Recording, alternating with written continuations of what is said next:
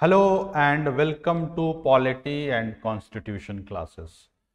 राज्य व्यवस्था और संविधान की कक्षा में मैं तौकीर अहमद खान एक बार फिर से आप लोगों का स्वागत करता हूं।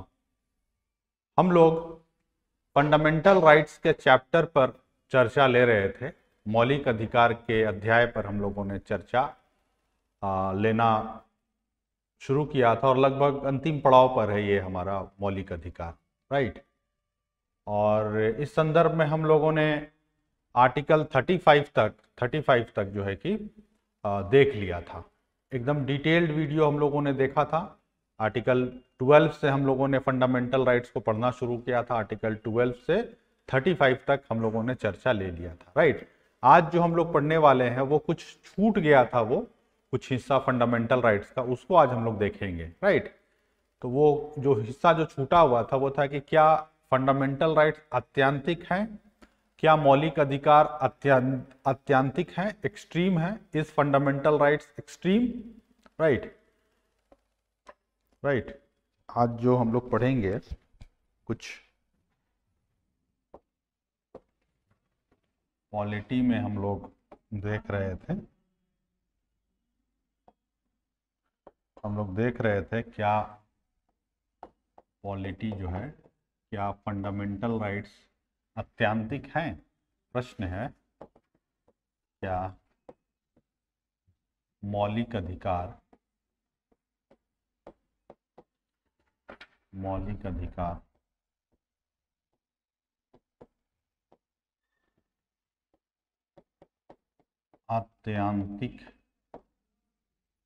अत्यांतिक है, ये क्वेश्चन है, राइट। क्या मौलिक अधिकार अत्यांतिक है, is fundamental rights extreme, right.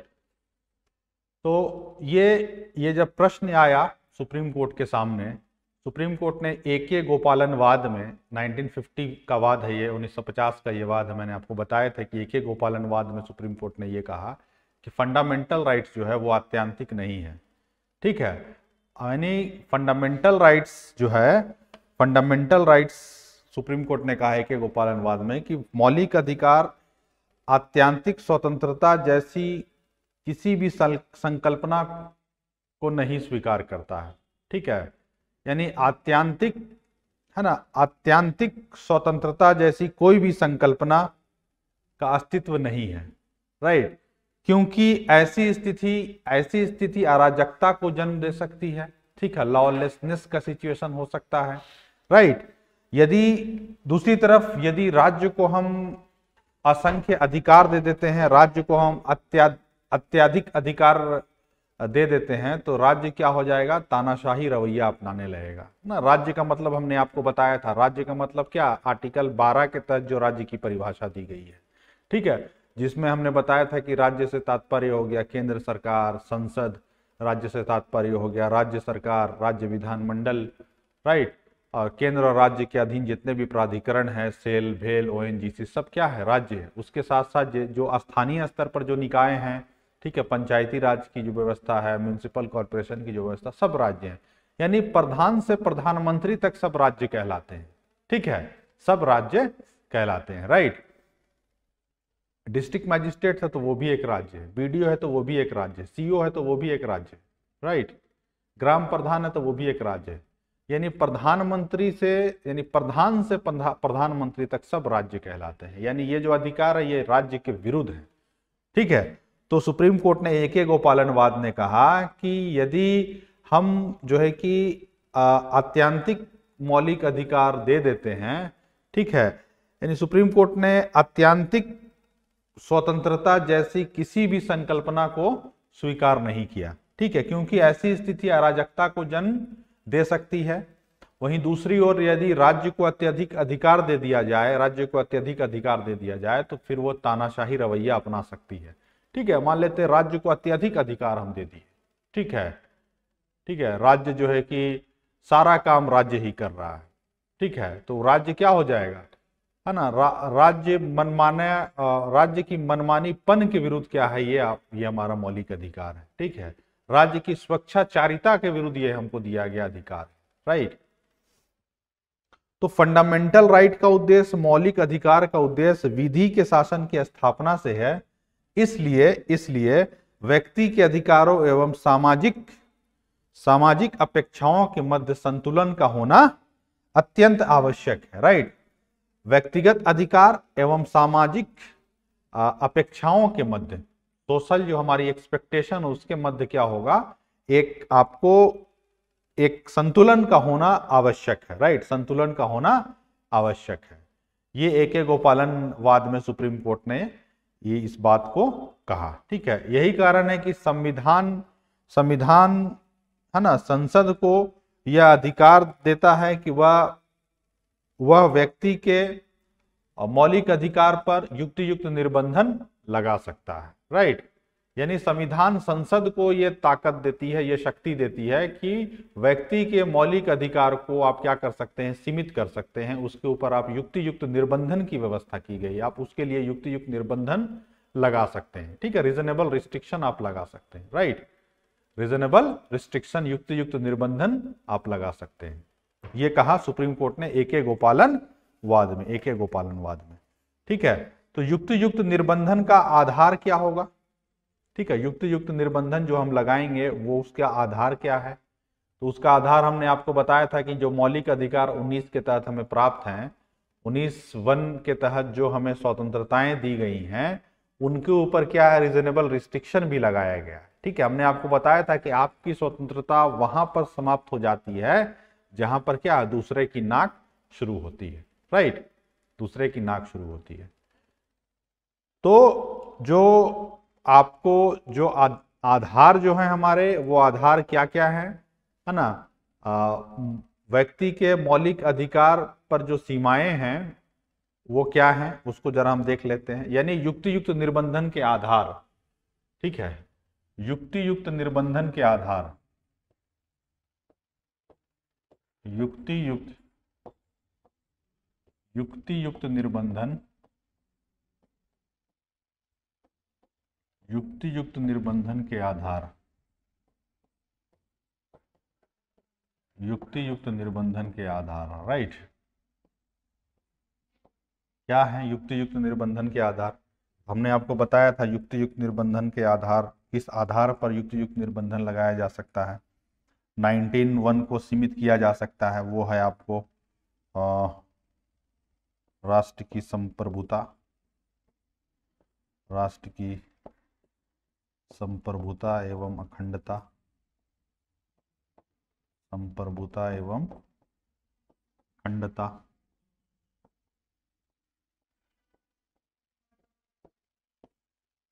दूसरा हमने आपको बताया था राज्य की सुरक्षा, राज्य की सुरक्षा। तीसरा है विदेशी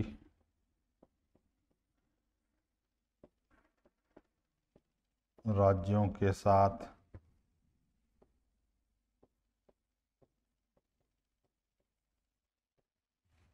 मित्रतापूर्ण संबंध, मित्रतापूर्ण संबंध।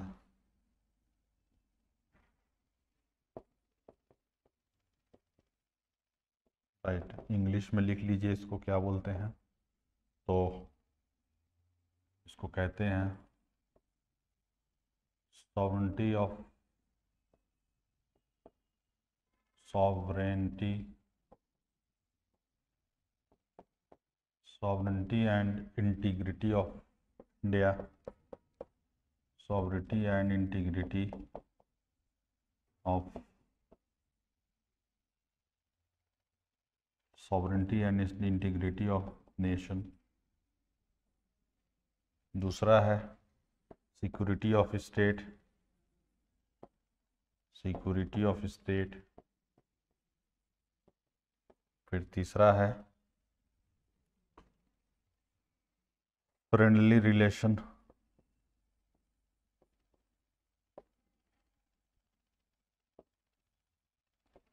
Friendly relation with the foreign states, ठीक है, friendly relation with the foreign state. उसके बाद चौथा आधार क्या हमने आपको बताया था, वो है आपको लोक व्यवस्था, लोक व्यवस्था। फिर है पांचवा है सदाचार, सदाचार यानी लोक व्यवस्था को इंग्लिश में बोलते हैं पब्लिक ऑर्डर, राइट। सदाचार मतलब हो गया मोरालिटी, मोरालिटी, राइट।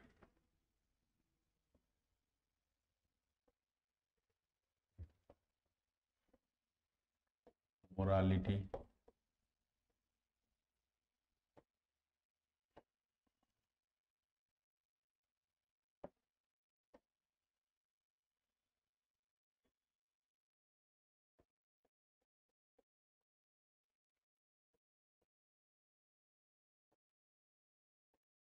मोरालिटी।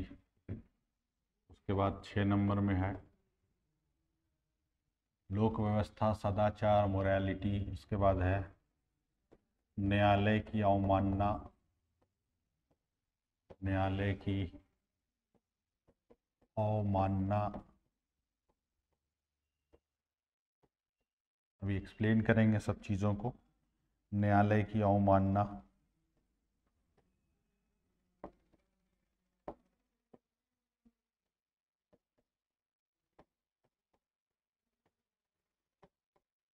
न्यायालय की अवमानना। उसके बाद है आपको मानहानि, न्यायालय की अवमानना को इंग्लिश में बोलते हैं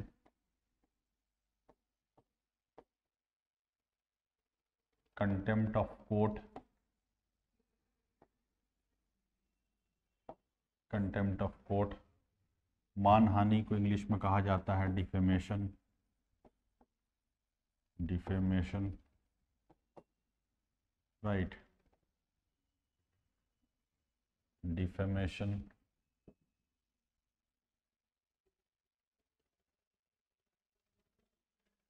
डिफेमेशन,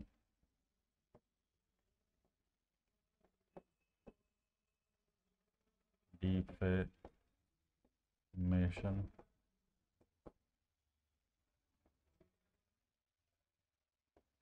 डिफेमेशन, राइट। फिर है आपको 8 नंबर है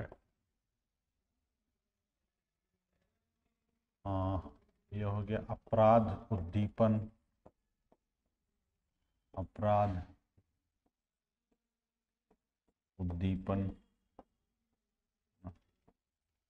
इसको बोलते हैं incitement to an offence, incitement,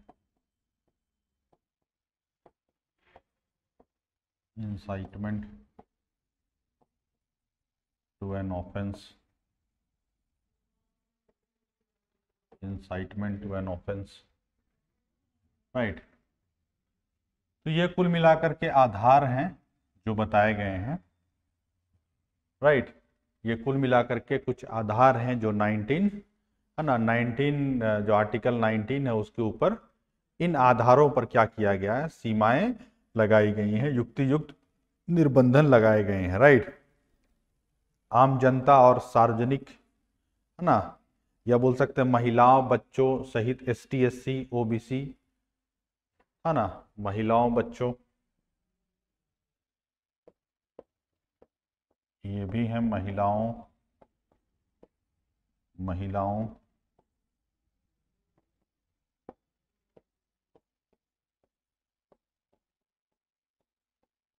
महिलाओं बच्चों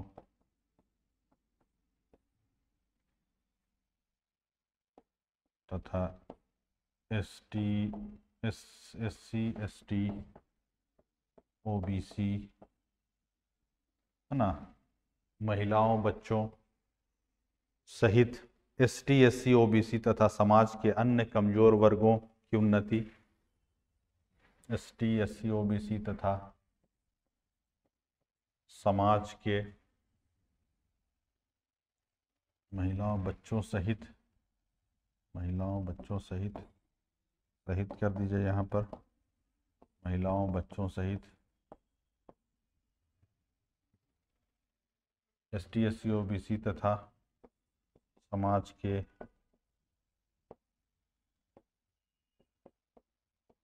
अन्य वर्गों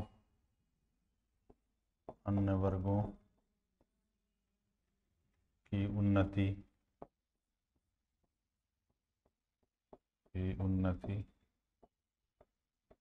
अन्य वर्गों की उन्नति हेतु, अन्य वर्गों की उन्नति यानी जो दिया गया है आपको कि महिलाओं बच्चों सहित ST SC OBC तथा समाज के अन्य कमजोर वर्गों की उन्नति। ठीक है, इसके लिए भी क्या है, रीजनेबल रिस्ट्रिक्शन लगाए जा सकते हैं। ठीक है, रीजनेबल रिस्ट्रिक्शन लगाए जा सकते हैं, राइट। तो ये कुछ आधार दिए गए हैं संविधान में, जिसके आधार पर क्या किया जा सकता है, 19(1) को सीमित किया जा सकता है। ठीक है, उस पर रीजनेबल रिस्ट्रिक्शन लगाया जा सकता है। ठीक है, आइए समझते हैं क्या मतलब है इसका। ठीक है, जो हमने लिखा उसको जरा समझते हैं क्या है मतलब। ठीक है, युक्तियुक्त निर्बंधन के आधार। ठीक है, युक्तियुक्त जो निर्बंधन लगाया जाएगा उसका आधार क्या होगा, किस आधार पर हम किसी की स्वतंत्रता को सीमित कर सकते हैं। ठीक है, उसकी व्यवस्था संविधान में ही की गई है। ठीक है, 19(1) के ऊपर जो सीमाएं लगाई गई हैं उसका आधार क्या होगा, यानी किसी की स्वतंत्रता को हम किस आधार पर सीमित कर सकते हैं। तो पहला आधार जो बताया है, युक्तियुक्त निर्बंधन का जो पहला आधार है वो है आपको क्या, वो है आपको है ना, राष्ट्र की संप्रभुता। ठीक है, यानी राष्ट्र की संप्रभुता एवं अखंडता, राष्ट्र की संप्रभुता एवं अखंडता की बात की गई। यानी राष्ट्र की संप्रभुता से ज्यादा अच्छा शब्द क्या बोलेंगे, भारत की संप्रभुता। ठीक है, भारत की संप्रभुता,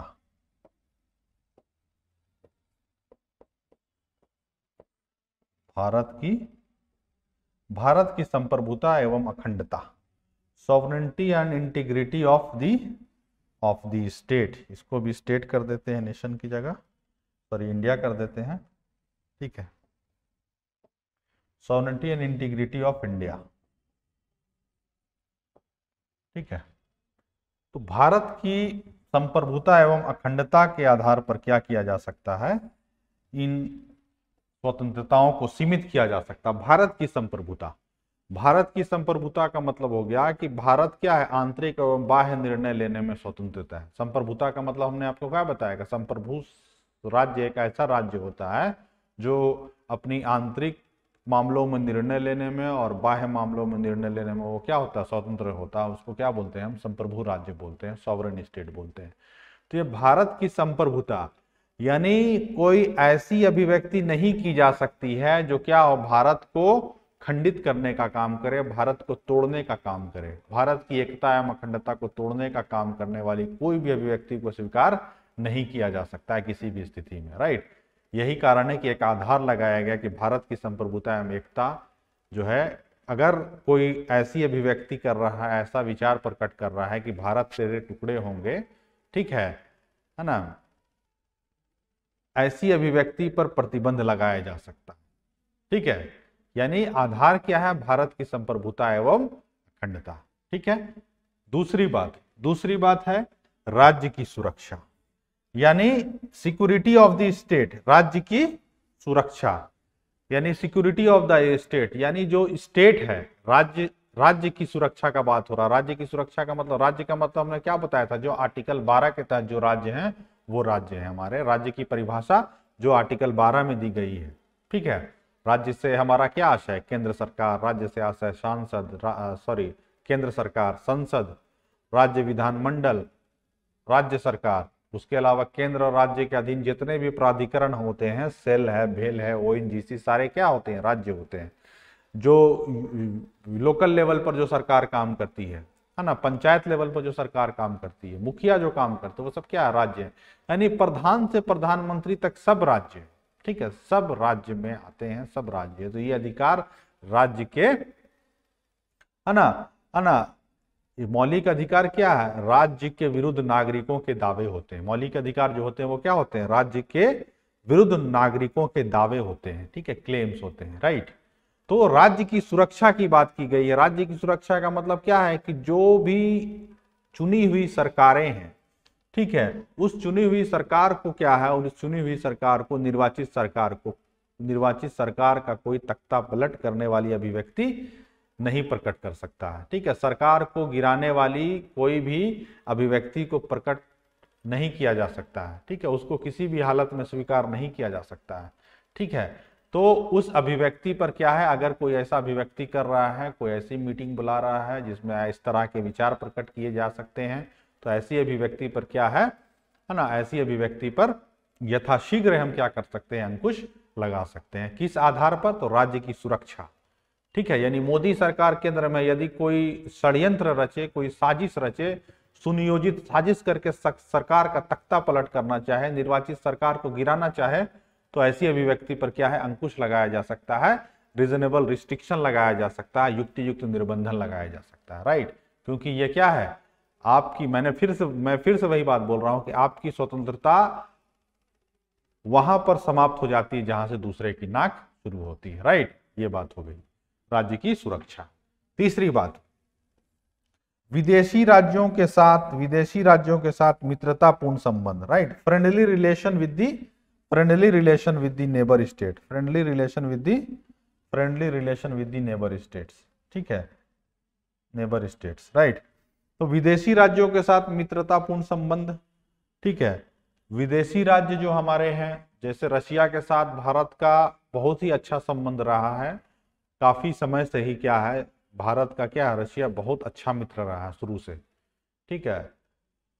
तो अगर कोई व्यक्ति भारत और रूस के बीच के संबंध को कटु बनाने के लिए कोई ऐसी अभिव्यक्ति प्रकट करता है ना, जो क्या है, जिस अभिव्यक्ति से भारत और रूस के बीच का संबंध है ना खराब हो सकता है, उस संबंध में कटुता आ सकती है, ठीक है, तो ऐसे अभिव्यक्ति पर, इस तरह की अभिव्यक्ति पर अंकुश लगाया जा सकता है। और आधार क्या है? विदेशी राज्यों के साथ मित्रतापूर्ण संबंध। हमारा भारत का विदेशी राज्यों के साथ, रूस के साथ बहुत अच्छा संबंध है।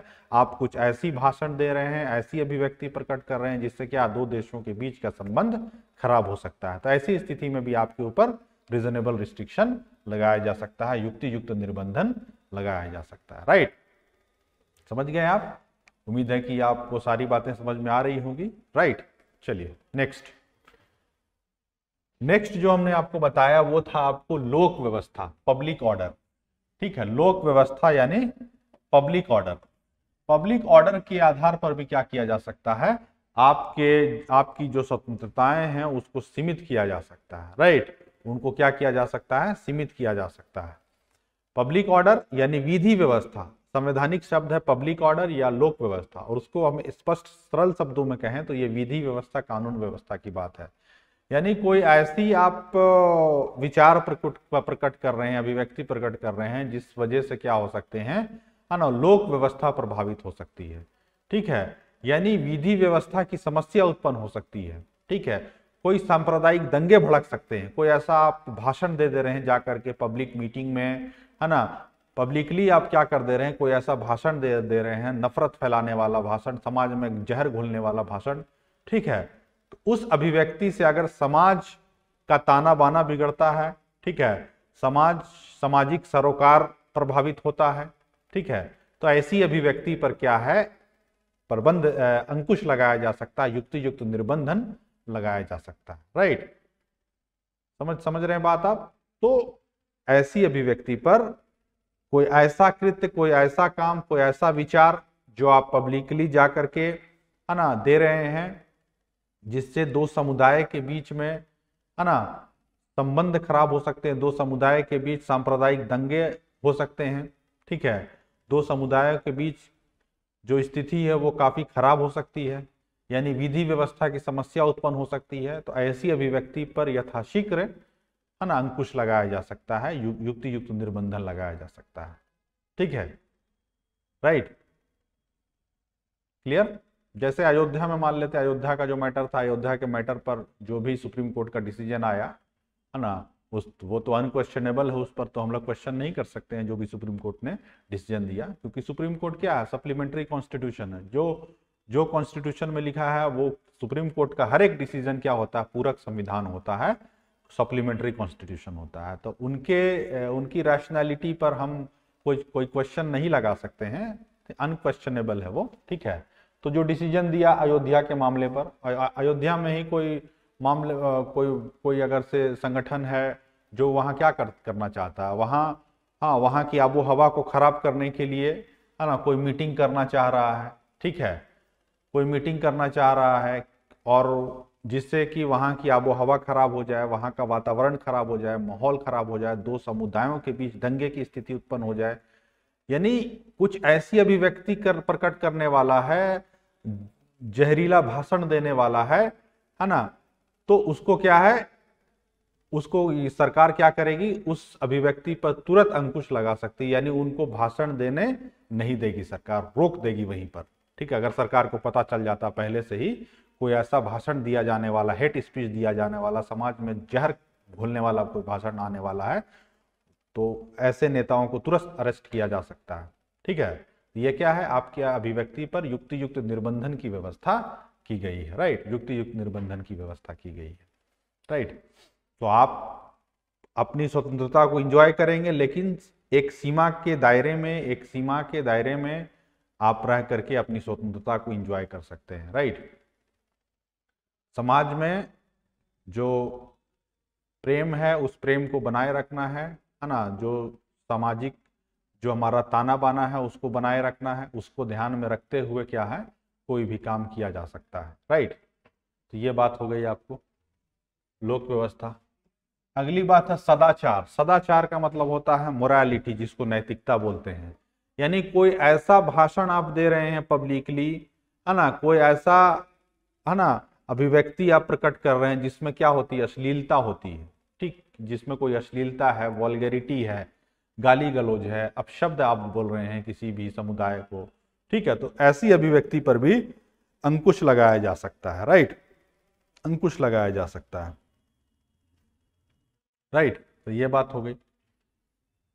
उसके अलावा न्यायालय की अवमानना, ठीक है, कंटेम्प्ट ऑफ कोर्ट की जो बात की गई है, कंटेम्प्ट ऑफ कोर्ट, यानी कंटेम्प्ट ऑफ कोर्ट की जो बात कही गई है कि आप, है ना, आप अपनी स्वतंत्रता एक सीमाओं में रह करके ही एंजॉय कर सकते हैं।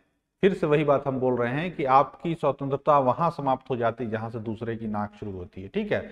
तो आप सुप्रीम कोर्ट के किसी भी डिसीजन को, सुप्रीम कोर्ट के जज के बारे में, ठीक है, कोई आप अनर्गल बातें नहीं कहेंगे, ठीक है, नहीं कह सकते हैं, ठीक है। सुप्रीम कोर्ट के जज ने किसी मैटर पर क्या डिसीजन दिया, उस पर आप क्या है, व्यक्तिगत रूप से उन पर कोई आरोप आप नहीं लगा सकते हैं, ठीक है, उन्हें कोई ब्लेम, उन पर कोई आप ब्लेम नहीं लगा सकते हैं, ठीक है, कि सुप्रीम कोर्ट के जज ने, है ना, सुप्रीम कोर्ट के जज ने किसी मैटर पर मान लेते हैं कोई फैसला सुनाया, डिसीजन दिया, ठीक है, उसके अगेंस्ट में आप कुछ बोल रहे हैं सुप्रीम कोर्ट के, ये जैसे अयोध्या के मैटर पर सुप्रीम कोर्ट ने फैसला सुनाया, तो उस सुप्रीम कोर्ट के फैसले को, है ना, सर्वसम्मति से स्वीकार किया जाता है और किया भी जाना चाहिए, ठीक है, क्योंकि सुप्रीम कोर्ट हमारा सप्लीमेंट्री कॉन्स्टिट्यूशन है। सुप्रीम कोर्ट का हर एक डिसीजन क्या होता है, सप्लीमेंट्री कॉन्स्टिट्यूशन होता है, ठीक है, पूरक संविधान होता है, राइट। तो सुप्रीम कोर्ट के जज के अगेंस्ट में कोई बातें नहीं की जा सकती है, ठीक है, सुप्रीम कोर्ट के जज को कुछ भी हम उनके विरोध में कोई बातें नहीं कर सकते हैं, ठीक है, अनर्गल बातें नहीं की जा सकती है, ठीक है। जैसे एक मामला सामने आया था प्रशांत भूषण वाला मामला, प्रशांत भूषण जो केस था, उन्होंने सुप्रीम कोर्ट के जज पर क्या किया था, टिप्पणी की थी, ठीक है। सुप्रीम कोर्ट के जो उस समय के जो चीफ जस्टिस ऑफ इंडिया थे, शरद अरविंद बोबड़े थे, बोबड़े पर उन्होंने क्या किया था, उन्होंने ट्वीट किया था कि बोबड़े जो है कि, है ना, एकदम बाइक पर बैठे हुए हैं, ठीक है, एकदम जो मॉडलिंग वाली जो बाइक होती है, जिस कार रेसिंग जिससे की जाती है बाइक से, उस पर बैठ करके उन्होंने फोटो खिंचवाया था, वो आरएसएस दफ्तर के बाहर, आरएसएस ऑफिस के बाहर में, आई थिंक नागपुर का ये मामला था, ठीक है। तो उसमें जो है कि उन्होंने सुप्रीम कोर्ट के जज पर उन्होंने टिप्पणी की, ठीक है, तो सुप्रीम कोर्ट के जज को नागवार गुजरा, ठीक है, क्योंकि संविधान के अनुच्छेद 19 में स्वतंत्रता है, लेकिन उन पर क्या है, सीमाएं भी लगाई गई, युक्त युक्त निर्बंधन भी लगाए गए हैं। वो युक्त युक्त निर्बंधन क्या है, न्यायालय की अवमानना, कंटेम्प्ट ऑफ कोर्ट। ठीक है, यानी जज के विरोध में आपने कुछ कह दिया, जज के विरुद्ध आपने कुछ कह दिया, तो क्या हुआ कि जज साहब ने इनको क्या बोला कि आप अपने बयान को वापस लीजिए, स्टेटमेंट जो आपने दिया उसको वापस लीजिए, अन्यथा हम आप पर क्या करेंगे, कार्रवाई करेंगे, आपको दंडित किया जा सकता है। ठीक है, तो प्रशांत भूषण थे, है ना, प्रशांत भूषण शांति भूषण के लड़के, और शांति भूषण जैसा सिद्धांतवादी आदमी, है ना, जिन्होंने जो है कि इंदिरा गांधी के नाक में दम कर दिया था शांति भूषण ने। ठीक है, राइट, तो ये उन्हीं के लड़के हैं, सिद्धांतवादी पिता के सिद्धांतवादी पुत्र। ठीक है, तो उन्होंने बोला कि एक बार जब मैंने कह दिया तो कह दिया, अब मैं अपनी स्टेटमेंट को वापस नहीं ले सकता हूं। ठीक है, तो सुप्रीम कोर्ट ने समय दिया कि आप वापस लीजिए, नहीं तो आप पर हम कानूनी कार्रवाई करेंगे। तो वो कहा, वो मानने वाले ही नहीं थे, उन्होंने बोल दिया एक बार जब कमिटमेंट कर दिया तो फिर मैं, है ना, ये तो आपने डायलॉग सुना ही होगा। ठीक है, तो वही कमिटमेंट उन्होंने एक बार स्टेटमेंट दे दिया तो अब वापस लेने का कोई सवाल ही नहीं होता है, तो नहीं लिया वापस। तो अंततः सुप्रीम कोर्ट ने क्या किया, उनके ऊपर ₹1 का दंड लगाया। ठीक है, उन्हें दंडित किया, बोला ऐसे तो नहीं छोड़ सकते, दंड तो लगाना ही है कुछ, क्योंकि ये कंटेम्प्ट ऑफ कोर्ट है, और ₹1 का दंड लगाया। ठीक है, ये क्या है, हमारा न्यायालय की अवमानना है, कंटेम्प्ट ऑफ कोर्ट है। ठीक है, तो जज के विरुद्ध आप कुछ नहीं बोल सकते हैं। जज जो फैसला देते हैं, जो भी डिसीजन देते हैं, वो अनक्वेश्चनेबल होता है, क्योंकि सुप्रीम कोर्ट का हर एक डिसीजन सप्लीमेंट्री कॉन्स्टिट्यूशन होता है। ठीक है, क्योंकि सुप्रीम कोर्ट हमारा क्या है, chief custodian of the constitution है। ठीक है, फंडामेंटल राइट्स का, है ना, फंडामेंटल राइट्स का वो क्या है, एक तरह से प्रोटेक्टर है, राइट।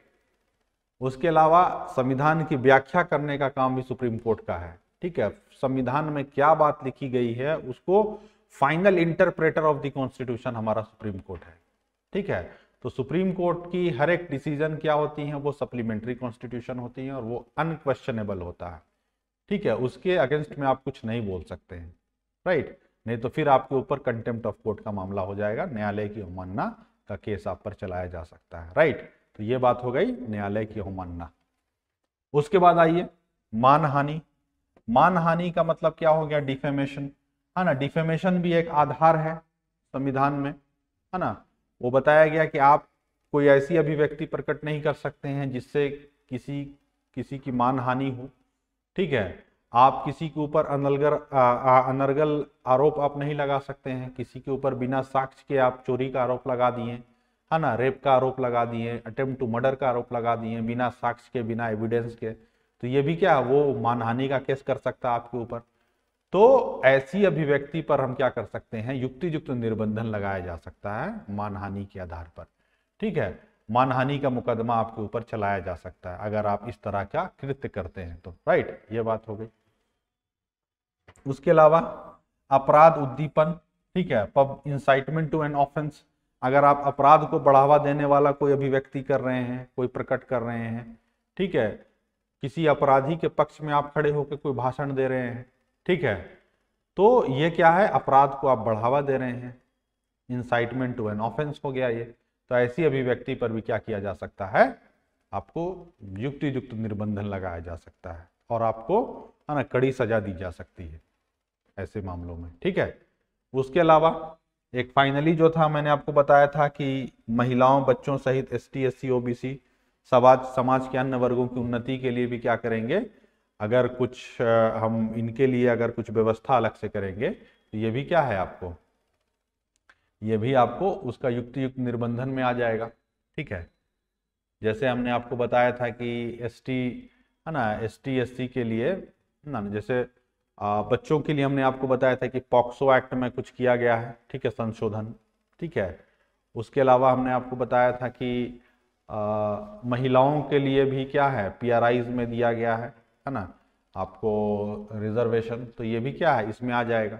ठीक है, तो ये कुछ आधार है जिनके आधार पर क्या किया जा सकता है, स्वतंत्रताओं को सीमित किया जा सकता है, राइट, स्वतंत्रताओं को सीमित किया जा सकता है। ओके, अब आइए नेक्स्ट, नेक्स्ट है हमारा कि मौलिक अधिकार पर आपातकाल का प्रभाव। मौलिक अधिकार पर आपातकाल, जैसे आपातकाल लग जाएगी तो उस पर मौलिक अधिकार पर क्या प्रभाव पड़ेगा। ठीक है, मौलिक अधिकार पर, मौलिक अधिकार पर, मौलिक अधिकार पर, मौलिक अधिकार पर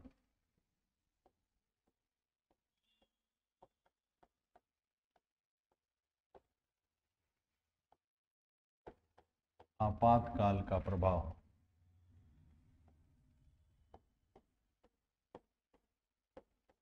मौलिक अधिकार पर आपातकाल का प्रभाव। ठीक है, मौलिक अधिकार पर आपातकाल का क्या प्रभाव है। ठीक है, तो इसमें बताया गया है कि अनुच्छेद 358 और 359 राष्ट्रीय आपातकाल में मौलिक अधिकार पर प्रभाव का वर्णन करते हैं। ठीक है, अगर राष्ट्रीय आपातकाल लगता है, राष्ट्रीय आपातकाल मतलब वही 352 के तहत जो राष्ट्रीय आपातकाल की घोषणा की जा सकती है, युद्ध, बाह्याक्रमण, सशस्त्र विद्रोह के आधार पर क्या किया जा सकता है, आपको राष्ट्रीय आपात की घोषणा की जा सकती है। पूरे देश में भी राष्ट्रीय आपातकाल की घोषणा की जा सकती है और देश के किसी एक हिस्से में भी राष्ट्रीय आपातकाल की घोषणा की जा सकती है। राइट, ये बात हुई आपको। ठीक है, अनुच्छेद 358 और 359 जो है राष्ट्रीय आपातकाल में, अनुच्छेद अनुच्छेद 358 एवं 359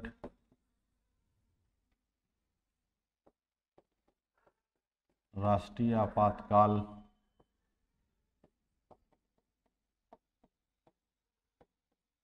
आपातकाल के दौरान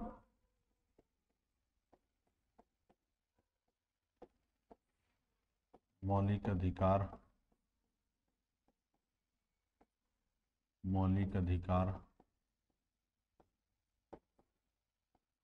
पर प्रभाव का वर्णन करते हैं। प्रभाव का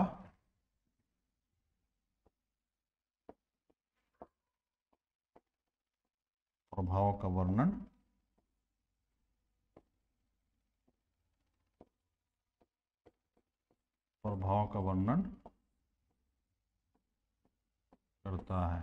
राइट, आर्टिकल 358 और 359 राष्ट्रीय आपातकाल के दौरान मौलिक अधिकार पर प्रभाव का वर्णन करता है। मौलिक अधिकार पर प्रभाव का वर्णन करता है। राइट, यानी राष्ट्रीय आपातकाल के दौरान जो फंडामेंटल राइट्स पर जो प्रभाव का जो वर्णन करने वाला अनुच्छेद है वो अनुच्छेद 358 है और अनुच्छेद 359 है। ठीक है, तो अनुच्छेद 358 क्या बोलता है?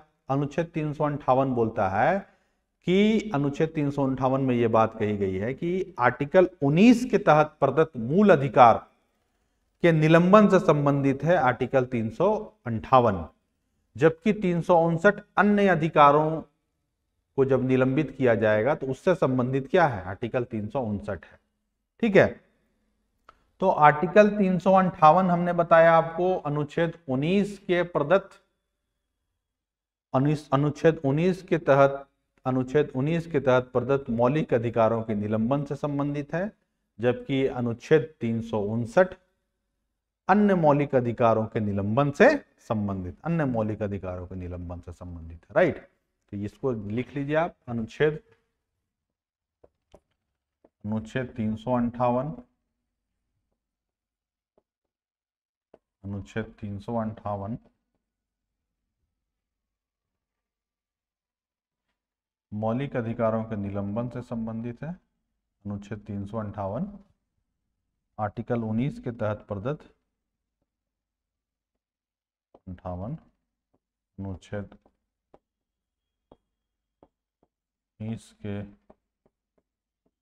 तहत प्रदत्त मौलिक अधिकार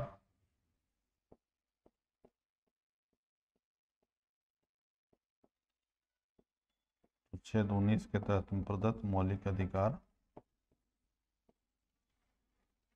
के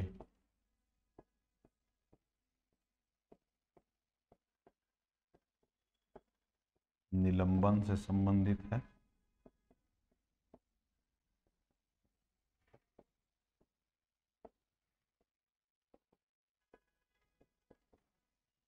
जबकि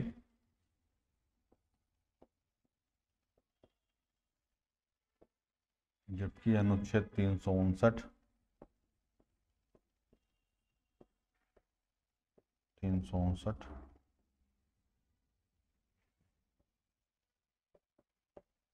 अन्य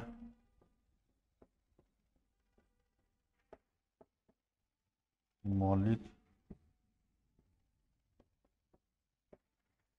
अधिकारों के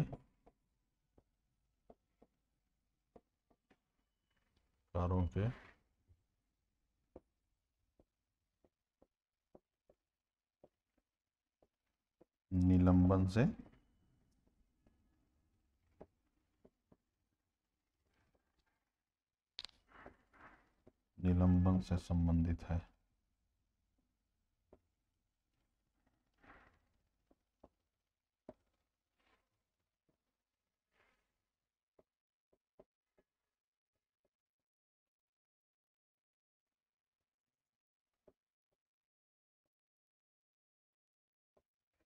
राइट, दो बात आप समझ गए। अनुच्छेद 358 है ना, दो बातें फिर से हम रिपीट कर रहे हैं। अनुच्छेद 358 और 359 राष्ट्रीय आपातकाल के दौरान मौलिक अधिकार पर प्रभाव का वर्णन करता है। ठीक है। दूसरी बात, अनुच्छेद 358 अनुच्छेद 19 के तहत प्रदत्त मौलिक अधिकार के निलंबन से संबंधित है, जबकि 359 जबकि ये 359 है, ये क्या है, 359 है। 359 जो है, 359 अन्य मौलिक अधिकारों के निलंबन से संबंधित है। ठीक है, अन्य मौलिक अधिकारों के निलंबन से संबंधित। तो आर्टिकल 19 के तहत जो 6 स्वतंत्रताएं हैं, उन पर अगर हमको अंकुश लगाना है, उनको अगर निलंबित करना है, तो उसके लिए जो अनुच्छेद काम करता है वो 358 है। और अन्य कोई अधिकार अगर से चाहे, सुप्रीम कोर्ट, जैसे हमने बताया था कि राष्ट्रपति क्या एक आदेश निकाल सकते हैं जिसमें वो 19 के अलावा अगर कोई अन्य अनुच्छेद को निलंबित करना चाहें तो वो क्या कर सकते हैं, उसकी स्पष्ट व्याख्या कर सकते हैं और किन किन अनुच्छेदों को निलंबित किया जा रहा है उस आदेश में। और उस आदेश में वो उस अनुच्छेद के निलंबन की अवधि भी बताएंगे और साथ साथ उसकी भौगोलिक सीमाओं का भी वर्णन करेंगे कि कहाँ तक ये है ना, इसकी इनकी जो भौगोलिक जो दायरा है, जो भौगोलिक जो एरिया है, ठीक है, जो भौगोलिक क्षेत्र है, कहाँ तक ये प्रभाव में रहेंगे। राइट, इनका प्रभाव किन भौगोलिक एरिया तक रहेगा, तो इनकी भी चर्चा राष्ट्रपति अपने आदेश में करते हैं। राइट, ये समझ गए आप दो बातें। तीसरी बात है कि आर्टिकल 352 के तहत, आर्टिकल 352 के अंतर्गत युद्ध, बाह्य आक्रमण, है ना, किंतु सशस्त्र विद्रोह के आधार पर नहीं, युद्ध बाह्य आक्रमण के आधार पर आपातकाल लगाया जाता है, तो अनुच्छेद 19 के तहत मिली स्वतंत्रता स्वतः निलंबित हो जाती है। अनुच्छेद 19 में उल्लेखित स्वतंत्रता संबंधी अधिकार का क्रियान्वयन निलंबित रहता है। ठीक है, युद्ध बाह्य आक्रमण के आधार पर ऐसे हम किए, है ना, युद्ध बाह्य आक्रमण के आधार पर अगर राष्ट्रीय आपातकाल की घोषणा किए तो 19 के तहत मिली स्वतंत्रता क्या हो जाएगी, स्वतः निलंबित हो जाती है। ठीक है, तो इसको लिख लीजिए। अनुच्छेद 300, तीसरी बात, अनुच्छेद 352 के अंतर्गत, अनुच्छेद 352 के अंतर्गत, अनुच्छेद 352 के अंतर्गत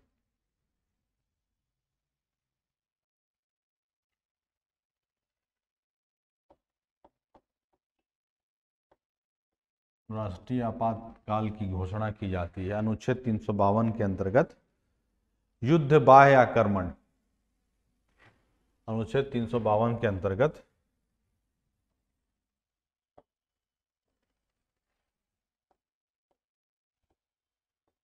युद्ध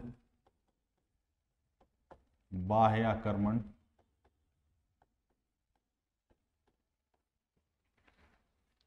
किंतु सशस्त्र विद्रोह नहीं, किंतु सशस्त्र विद्रोह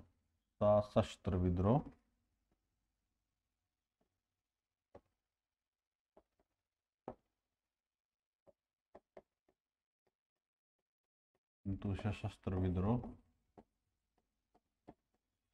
नहीं। ठीक है, के आधार पर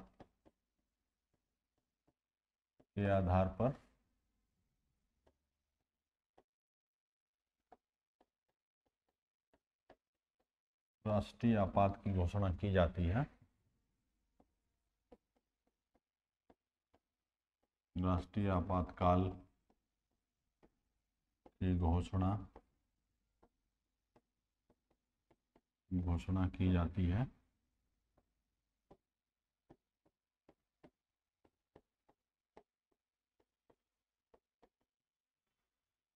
अंतर्गत युद्ध, बाह्य आक्रमण की सशस्त्र विद्रोह के आधार पर नहीं, के आधार पर घोषणा, राष्ट्रीय आपात की घोषणा की जाती है। तो अनुच्छेद 19 के तहत प्रदत्त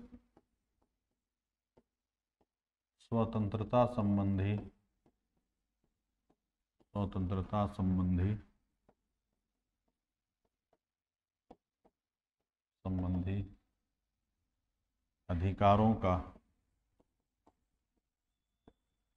अधिकारों का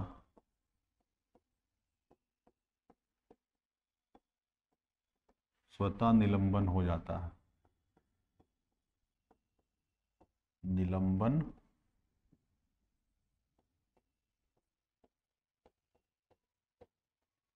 हो जाता है। राइट, ये बात हो गई। अनुच्छेद 352 के अंतर्गत यदि युद्ध, बाह्य आक्रमण किंतु सशस्त्र विद्रोह नहीं के आधार पर राष्ट्रीय आपातकाल की घोषणा की जाती है, तो अनुच्छेद 19 के तहत प्रदत्त स्वतंत्रता संबंधी अधिकारों का स्वतः निलंबन हो जाता है। यानी युद्ध, बाह्य आक्रमण के आधार पर यदि राष्ट्रीय आपातकाल की घोषणा की जाती है तो क्या हो जाएंगे, अनुच्छेद 19 के तहत मिले स्वतंत्रता संबंधी अधिकार सारे क्या हो जाएंगे, स्वतः निलंबित हो जाएंगे, सस्पेंड हो जाएंगे। ठीक है, राइट। जब तक ये प्रभाव में रहेंगे आपातकाल, तब तक अनुच्छेद 19 के तहत मिले अधिकार आपको निलंबित हो जाते हैं। राइट। तो ये बात हो गई आपको हमारा आपातकाल पर, मौलिक अधिकार पर राष्ट्रीय आपातकाल का प्रभाव। ठीक है, राष्ट्रीय आपातकाल लगेगा तो 20-21 को छोड़कर सारे अधिकार निलंबित किए जा सकते हैं। ठीक है, यदि इन दो आधारों पर राष्ट्रीय आपातकाल लगता है, युद्ध और बाह्य आक्रमण के आधार पर, तो 19 के तहत मिली प्रदत्त स्वतंत्रता जो है, स्वतंत्रता संबंधी अधिकार जो है वो निलंबित हो जाते हैं। ठीक है, और 20-21 को छोड़ करके यदि राष्ट्रपति चाहें कि अन्य अधिकारों को हम निलंबित कर दें, ठीक है, 20-21 को छोड़ करके अन्य कोई अधिकार वो चाहें कि हम निलंबित कर दें, तो राष्ट्रपति क्या करेंगे, एक आदेश निकालेंगे। उस आदेश में और किन किन अनुच्छेदों को सस्पेंड किया जा रहा है उसकी वो चर्चा करेंगे, वर्णन करेंगे। उसके अलावा सस्पेंशन की अवधि क्या होगी, निलंबन की अवधि क्या होगी, उसकी वो चर्चा करेंगे।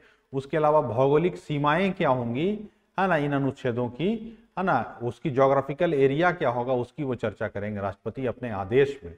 ठीक है, प्रेसिडेंशियल ऑर्डर निकलता है, ऑर्डर निकालेंगे। ठीक है, ये बात हो गई। अब है कि आपातकाल का प्रभाव हो गया, उसके अलावा फंडामेंटल राइट्स की आलोचना भी की जाती है। ठीक है, आलोचना क्या किया जाता है इसका, मौलिक अधिकार की आलोचना भी कर देते हैं। ठीक है, मौलिक अधिकार की आलोचना, थोड़ा सा इसको भी देख लेते हैं, 4-5 आलोचनाएं हैं, उसके बाद थोड़ा महत्व देख लेंगे हम लोग इसका। मौलिक अधिकार की आलोचना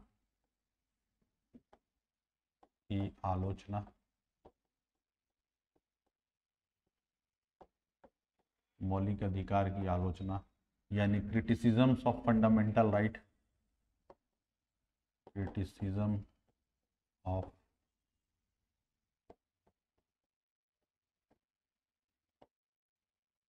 फंडामेंटल राइट,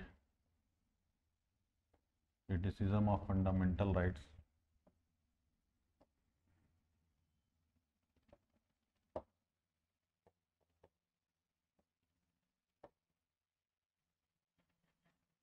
फंडामेंटल राइट्स,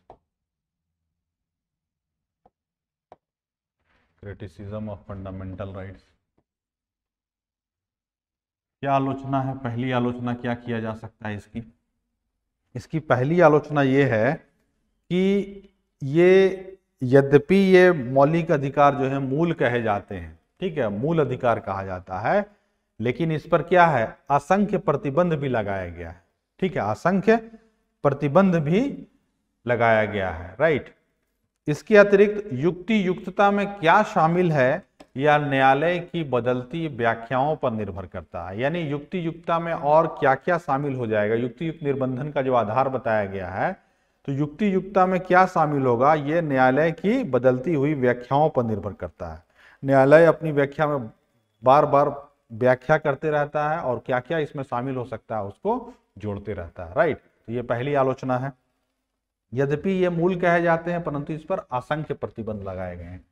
यद्यपि ये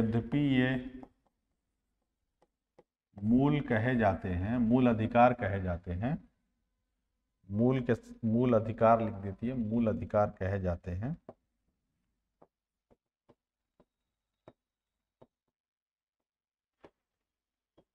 यद्यपि ये मूल अधिकार कहे जाते हैं,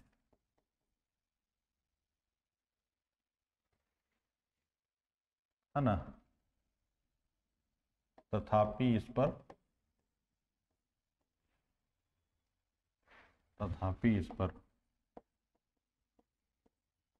असंख्य प्रतिबंध असंख्य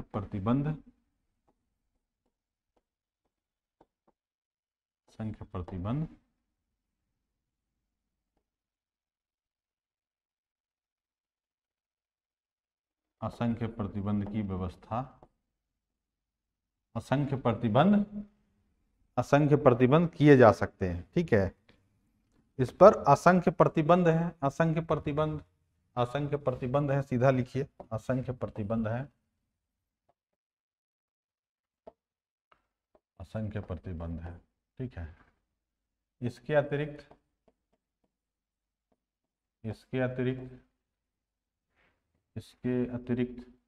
या यहां लिख देते हैं,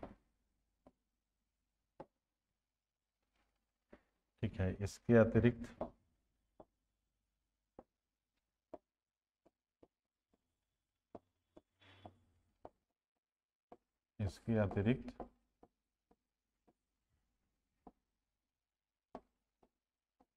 युक्ति युक्तता में क्या शामिल है, यह न्यायालय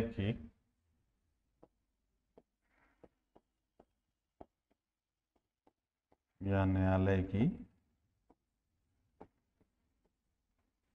बदलती व्याख्याओं पर निर्भर करता है, व्याख्याओं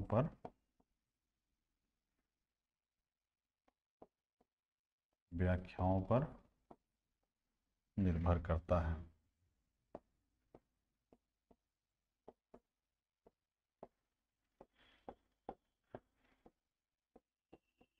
ये बात हो गई। दूसरा जो है आपको, दूसरा जो आलोचना है, दूसरी आलोचना फंडामेंटल राइट्स की जो की जाती है वो ये है कि ये फंडामेंटल राइट्स क्या है, केवल राजनीतिक अधिकार प्रदान करते हैं। ये अधिकार, ये जो मौलिक अधिकार हैं, ये केवल राजनीतिक अधिकार प्रदान करते हैं। हालांकि राजनीतिक स्वतंत्रता तब तक व्यर्थ है जब तक कि सामाजिक और आर्थिक स्वतंत्रता प्रदान ना कर दी जाए, राइट। ये दूसरी आलोचना है। तीसरी आलोचना ये की जाती है कि ये जो अधिकार है ये अपरिवर्तनीय नहीं है, राइट। ये मौलिक अधिकार अपरिवर्तनीय नहीं है, क्योंकि इसमें क्या, संसद इसमें कटौती कर सकती है, अधिकारों में इस कटौती की जा सकती है फंडामेंटल राइट्स में, ठीक है।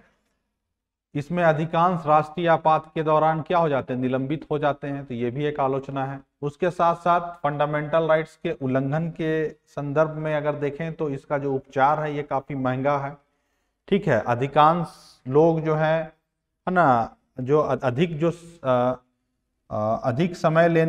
समय लगने वाला है ये, ठीक है। और व्यवहार में अधिकांश जो जनसंख्या है उसकी पहुंच से बाहर है। तो ये क्या है, एक उसकी आलोचना हो गई। ठीक है, कि ये अधिकार जो है काफ़ी महंगे होते हैं, इसका उपचार काफ़ी महंगा होता है, अधिक समय लेने वाला होता है, साथ साथ अधिकांश जो जनसंख्या है वो इनमें क्या है, अधिकांश जनसंख्या की पहुंच से बाहर है। ये कुल मिलाकर के 4 आलोचना है जो हमने देखी। दूसरी आलोचना हमने क्या आपको बताई कि ये अधिकार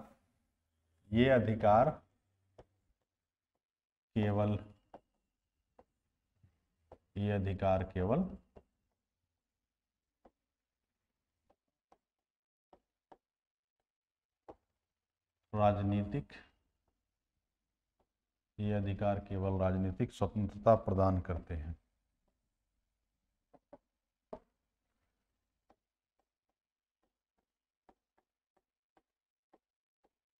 राजनीतिक स्वतंत्रता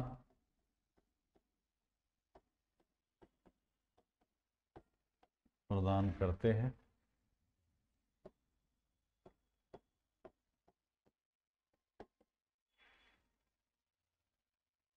हालांकि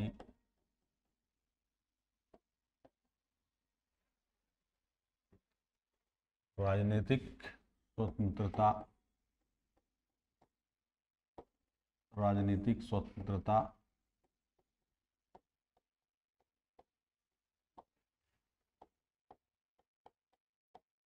तब तक व्यर्थ है जब तक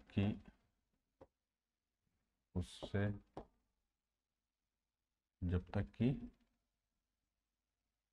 ये अधिकार केवल राजनीतिक स्वतंत्रता प्रदान करते हैं। हालांकि राजनीतिक स्वतंत्रता तब तक व्यर्थ है जब तक कि सामाजिक और आर्थिक स्वतंत्रता स्थापित ना हो जाए, जब तक कि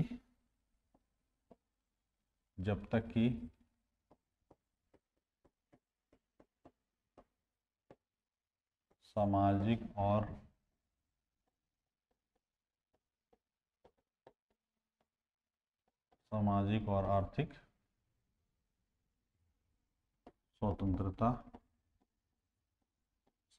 और आर्थिक स्वतंत्रता प्रदान ना किया जाए।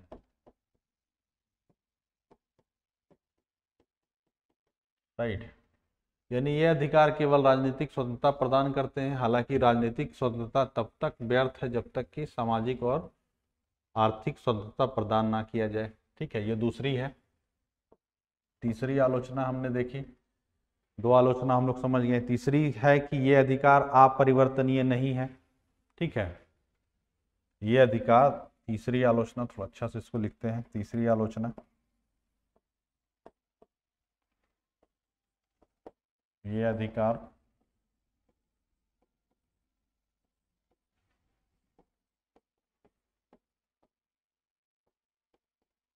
अपरिवर्तनीय नहीं है क्योंकि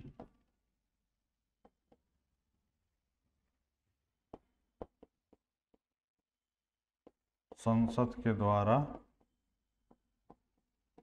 इसमें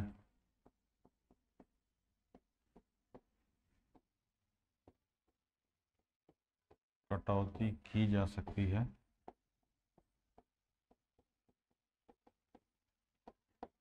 राइट, कटौती की जा सकती है और अधिकांश अधिकार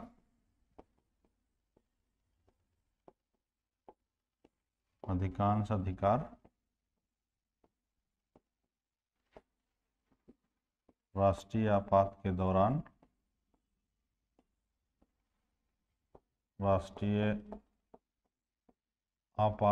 के दौरान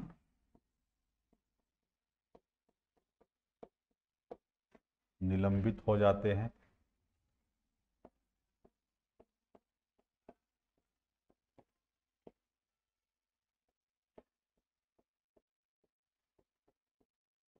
राइट, ये है तीसरी आलोचना। चौथी आलोचना इसकी जो है वो क्या बोलता है ये कहती है कि ये जो अधिकार हैं फंडामेंटल राइट्स के उल्लंघन के संदर्भ में बोलता है कि उपचार काफ़ी महंगा है, अधिक समय लेने वाला है और व्यवहार में अधिकांश जो जनसंख्या है उसकी पहुंच से बाहर है। फंडामेंटल राइट्स के उल्लंघन के संदर्भ में मौलिक अधिकार के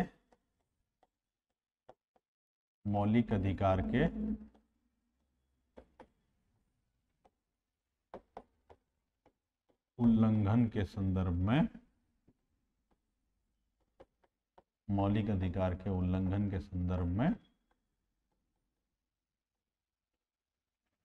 मौलिक अधिकार के उल्लंघन के संदर्भ में क्या बोलता है? मौलिक अधिकार के उल्लंघन के संदर्भ में उपचार काफी महंगा है, ठीक है, उपचार काफी महंगा है, राइट। और जो हमारे अधिकांश अधिकार हैं वो क्या हो जाते हैं, ठीक है, उपचार काफी महंगा है, अधिक समय लेने वाला है, ठीक है, अधिक समय लेने वाला है तथा व्यवहार में अधिकांश जनसंख्या की पहुंच से बाहर है। उपचार काफी महंगा है, अधिक समय लेने वाला है तथा अधिकांश जनसंख्या की पहुंच से बाहर है। ये जो है कि अगला क्रिटिसिज्म है उसका, ठीक, आलोचना है, ठीक है। उपचार काफी महंगा है, अधिक समय लेने वाला है, अधिक समय लेने वाला है,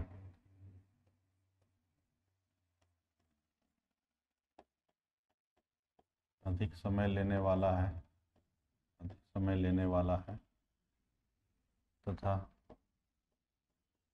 व्यवहार में अधिकांश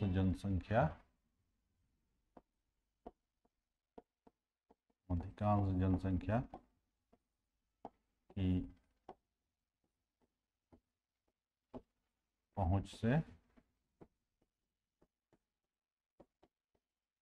बाहर है, राइट। तो ये कुछ आलोचनाएं हो गई, ठीक है, ये क्या हो गया, कुछ आलोचनाएं, क्रिटिसिज्म हो गए। और उसके अलावा इन आलोचनाओं के बावजूद अगर हम इसके महत्व की बात करें तो हम बोल सकते हैं, 4 आलोचना आप समझ गए, चारों आलोचना क्या क्या है इसको एक बार हम रिपीट कर दे रहे हैं। ये अधिकार केवल राजनीतिक स्वतंत्रता है, उससे पहले एक है कि मौलिक अधिकार यद्यपि मूल कहे जाते हैं तथापि इस पर असंख्य प्रतिबंध हैं। इसके अतिरिक्त युक्तियुक्ता में क्या शामिल है यह न्यायालय की बदलती हुई व्याख्याओं पर निर्भर करता है, पहली आलोचना, ठीक है। बार बार न्यायालय क्या है, व्याख्या कर करके इसमें परिवर्तन भी कर सकता है, अलग हर जजमेंट में न्यायालय क्या है, कुछ अलग व्याख्या कर देता है ना।